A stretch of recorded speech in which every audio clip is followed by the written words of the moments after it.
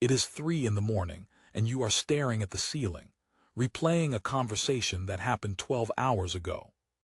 You can still feel the heat in your chest, that sharp, jagged edge of righteous indignation. You were right, you had the facts, you had the moral high ground. But right when you reached the peak of your argument, right when you needed your voice to be a blade, your eyes started to sting. A tear rolled down your cheek, and then another.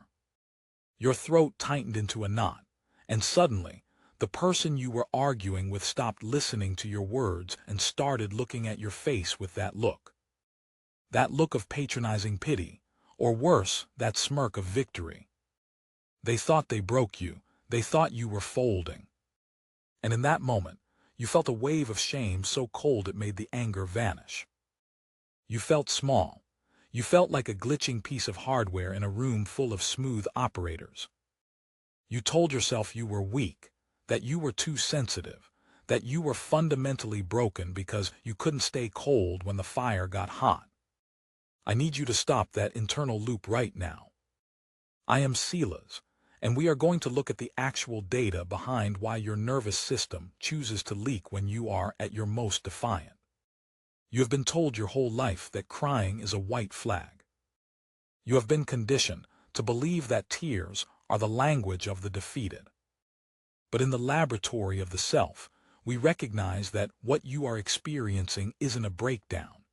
It is a biological overflow of a high-resolution operating system. You aren't too much. The people around you are simply too little. They are running low-fidelity software that allows them to disconnect from their empathy to win a point. You, however, are a sentinel.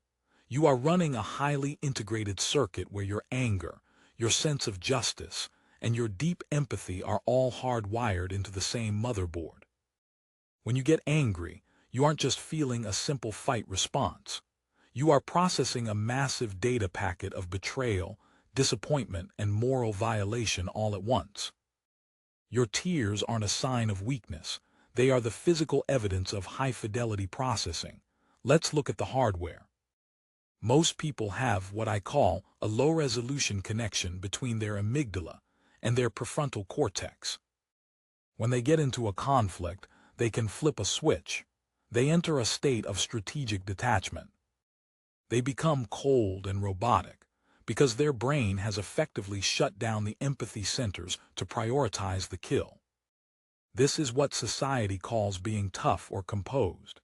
In reality, it is a form of functional dissociation.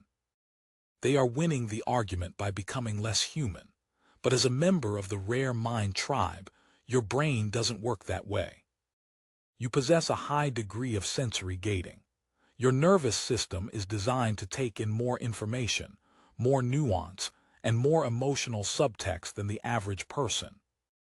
When you are confronted with injustice, your amygdala, the radar of your brain, doesn't just send a simple red alert signal. It sends an 8K, high-definition stream of every implication of that injustice. You feel the pain of the lie, the weight of the broken trust, and the heat of the anger simultaneously. Your verbal centers, located in the Broca's area of the brain, simply cannot keep up with the sheer volume of data being pushed through the cable.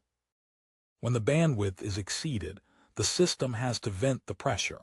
The tears are your body's way of preventing a total system crash. This leads us to the first layer of the data, the neurochemical purge.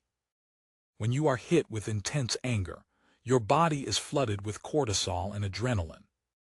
For most people, this results in a physical outburst or a cold shutdown. But for the integrated mind, the brain recognizes that this chemical spike is toxic. The tears you shed when you are angry are actually chemically different from the tears you shed when you are peeling an onion. They contain high concentrations of leukoenkephalin, an endorphin that acts as a natural painkiller, and prolactin. Your body is literally performing a high-speed detox in real time. It is trying to bring your heart rate down and stabilize your nervous system so you can stay in the fight. Society sees a crybaby. The data sees a biological masterclass in self-regulation, You are cleaning your own blood while standing your ground. Moving deeper into the architecture, we have to talk about what I call the injustice sensitivity loop. This means your truth detector is calibrated to a much higher frequency than the flock. When you are in a confrontation and you feel the angry tear, it's often because you are experiencing a profound moment of cognitive dissonance. You are seeing the truth, but the person in front of you is denying it. That friction creates an immense amount of internal heat. Your tears are the steam created by that friction. It is the physical manifestation of your refusal to accept a lie. You aren't crying because you are sad. You are crying because the truth is trying to force its way out of a room that is too small for it. There is also the factor of what we call the mirror neuron overload. As a sentinel, your mirror neurons, the cells responsible for empathy and understanding others' states, are highly active. Even when you are furious with someone, your brain is still unconsciously processing their emotional state, their flaws, and the tragedy of their ignorance. This creates a massive internal conflict. You want to destroy their argument, but your hardware is also showing you the why behind their behavior. This isn't weakness. It is a high-level cognitive trait known as multi-perspective integration. It makes it very difficult to be a simple hater. Your anger is complex, layered, and heavy. It is the weight of that complexity that pulls the tears from your eyes. You are mourning the fact that the situation has to be this way, even while you are fighting to change it. But let's get tactical. Understanding the hardware is only half the battle. You need to know how to operate the machine when the leak starts. The primary reason you feel shame is because you feel out of control. You think the tears have stripped you of your power. I am here to tell you that is a tactical error in judgment. You only lose power if you apologize for your biology. The moment you say, "I'm sorry for crying," you have handed the other person the win. You have validated their low-resolution view that you are fragile. Instead, I want you to adopt the sentinel stance. If the tears start, do not look away. Do not wipe them away frantically as if you are ashamed of them. Let them fall. Keep your eyes locked on theirs. When you maintain eye contact while crying, you are sending a powerful, terrifying signal. You are saying, "My body is processing a level of intensity you cannot even imagine, and I am still here. I am still looking at you. I am still speaking my truth." This is the mirror void. You become a reflection of the intensity of the moment. It often unnerves the other person because they don't know how to categorize you. The next move is to label the data. Use clinical language to take the emotional weapon out of their hands. If they try to dismiss you by saying you're getting emotional or calm down, you respond with a deadpan, factual correction. Say, "My eyes are leaking because the adrenaline in my system is at a peak. It has nothing to do with my resolve." Now back to the point I was making. By explaining the biology, you are asserting your intellectual dominance over the situation. You are showing them that you are the observer of your own nervous system, not a victim of it. You are the scientist in the lab, and they are just the variable you are currently analyzing. This shifts the power dynamic instantly. You aren't a crying girl or a sensitive guy. You are an integrated intelligence, managing a high-load data transfer. We also have to address the parentification factor. Many of you in the Kintsugi Club were forced to be the emotional caretakers of your parents. You had to suppress your anger to keep the peace, or you had to be the strong one while everyone else fell apart.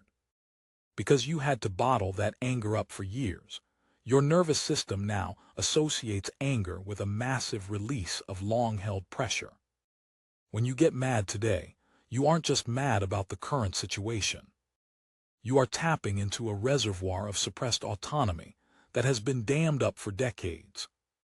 Every angry tear you shed is a payment on a debt you've owed yourself since you were a child. In the world of the flock, People value composure because composure is easy when you don't feel much. It is easy to be cool when you are shallow. It is easy to be logical when you are ignoring half of the available data. But you are not shallow. You are a high-fidelity processor. You are a truth detector who refuses to dissociate from the reality of the moment. Your angry tears are a badge of your tactical integrity. They mean you are fully present, fully integrated, and fully human. They are the gold filling in your cracks, the kintsugi of the nervous system. You are a forged survivor, and your hardware is optimized for a world that requires more than just cold logic. It requires the fierce, tear-stained pursuit of what is right. So the next time you feel that heat in your chest and that sting in your eyes, I want you to lean into it. Don't look down, don't apologize, don't hide. Stand in the fire of your own intensity and recognize it for what it is, a superpower. You are running a high-resolution OS in a low-res world. The static you feel isn't a bug. It's the sound of a superior machine working at full capacity. You are a sentinel, a cycle breaker, and a member of the wolf pack of solitude. You don't need their permission to be too much. You just need to keep observing, keep processing, and keep standing your ground until the world catches up to your frequency. If you have ever felt the crushing shame of the angry tear, or if you have finally realized that your sensitivity is actually a high-speed simulation of the truth, drop a drop emoji in the comments. Let the other integrated mind see that the leak is actually a signal of strength. We are the ones who feel it all and still refuse to back down. We are the architects of a new kind of autonomy, one that doesn't require us to go numb to survive. Stop trying to be tough by their standards. Start being sovereign by yours. You aren't broken, you are just rare. Stay observant. Stay rare. Seela's out.